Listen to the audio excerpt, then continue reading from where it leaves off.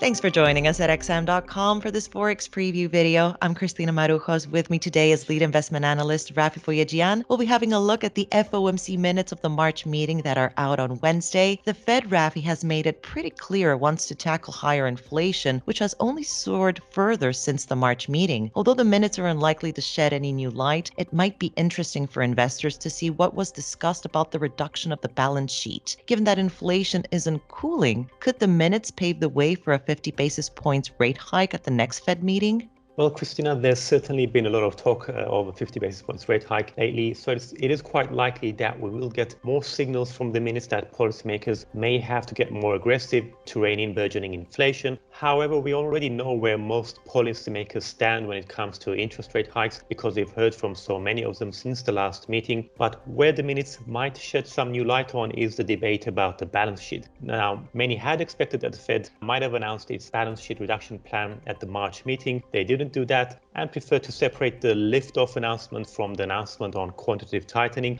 But we do know that they did discuss it, setting the stage for a decision at the next meeting in May. We also know that they want to reduce the balance sheet at a faster pace than they did last time in 2017. So this is where there's a risk of a market upset should investors sense that the Fed wants to go too fast. So the way quantitative tightening works is that the Fed stops reinvesting in maturing bonds, allowing them to roll off the balance sheet. And that has the effect of pushing treasury yields higher. And that's something that stock markets might not like.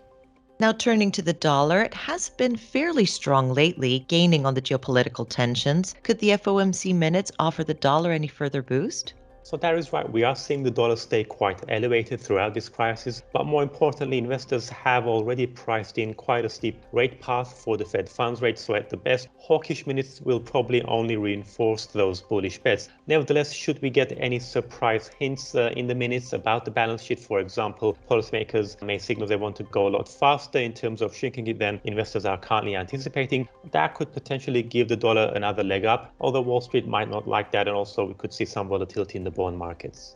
Rafi, thank you for joining me today, and thank you for watching this Forex preview on the FOMC minutes coming up on Wednesday here at XM.com.